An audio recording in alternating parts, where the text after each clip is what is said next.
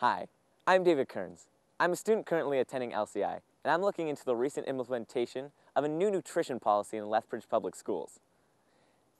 At a 2008 town hall meeting, Lethbridge parents and community members voiced concerns over the health of children. Specifically, they felt healthy eating at school was a priority that the school board administration should focus upon. Lethbridge School District Number 51 responded with the formation of the Healthy Schools Committee. One of the actions of the committee was to create a healthy nutritional choices policy, which promotes healthy eating habits among students and staff. The new policy mandates the sale and distribution of nutritious foods in schools. Lethbridge School District Number 51's Healthy Nutritional Choices Policy is the first nutrition policy in Southern Alberta to wholly follow Alberta's nutritional guidelines for children and youth. The new nutrition policy puts expectations on schools to promote healthy nutrition education and create an environment of positive food messages. So what exactly does this look like in our schools today? Let's take a trip to Victoria Park High School to find out more. Today I'm visiting Victoria Park High School to learn more about an exciting new initiative that makes healthy eating an affordable and delicious option for students and staff, while providing students with real-world skills that will lead to continued healthy eating and maybe even successful careers in the food service industry. I'm speaking with Tammy Van Cleve, teacher for the catering and hot foods programs at Victoria Park. Tammy, can you tell us a bit about the hot food programs here at Victoria Park? Sure. We have two foods programs here at Victoria Park. The first one in the morning is an hour-and-a-half class, and we cater to the board office to functions like board meetings, AC days, and healthy school meetings. We do things like vegetable platters, healthy cakes, muffins, cookies, and we like to experiment with new things like lentils and proteins and increasing the nutrients in those foods. We have one young lady who's done amazing in the catering class, and she's now competing at the Lethbridge College in the Canada Skills competition. And then we have another class, which is a hot lunch class, and that's an hour-and-a-half also. And they prepare the food and serve it to the students so that we can have a hot lunch each day.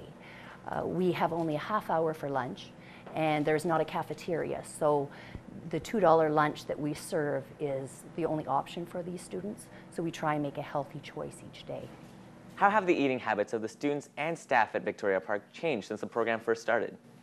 In the catering, we always include things like brown whole wheat flour, flaxseed oat bran to our baking. We sometimes add little treats like cooked lentils or cauliflower to just add that little bit of extra nutrients of protein. And with our hot lunch, we've made some different changes. Some things we've had to eliminate, like poutine. It was just too hard to make it a healthy choice. For other ones, like taco in a bag, we just switched things a little. It's no longer in a Dorito bag. It's now on a plate with lettuce, meat, cheese, toppings, and then we crunch some whole wheat taco chips on top. We also add fresh vegetables to our lunch program. Just throw it on the side of the plate so they get some carrots and celery.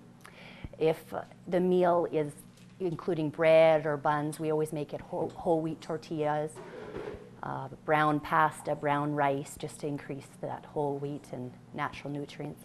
From our foods room, we also sell white milk, chocolate milk, juice box, and water, so they have that healthy option for a beverage. Are the catering and hot foods programs expensive to run? We prepare our foods from scratch, so that makes it less expensive. We also take the students to the grocery store and show them that if you buy foods in multiple, it's usually less expensive. We teach them to buy fruits and vegetables that are in season, or even go to the areas where those foods are on sale. We also are very fortunate to have some groups that have helped out our school. First of all, we have Alberta Healthy Schools Wellness Fund, and they donated $5,000 to our school so we could start up the catering company. So now we have some of the supplies that have helped us to prepare some of these foods. We also have food that comes from some of the food banks in town. We have Sobe South, who's been a great contributor to our program, and the money that we make from the catering and hot foods has helped to supplement our program. What's different about the foods programs at Victoria Park? Victoria Park is a unique school with students whose life situations may not be reflective of the typical student. We have some students that are mature students returning after a break, and we have young mothers and fathers, or students that just need alternative learning strategies. Students at this school do take foods so that they can get the credits and graduate, but most important, they're learning life skills. Thanks, Tammy. I was wondering if we were able to speak to one of your students and ask them some questions.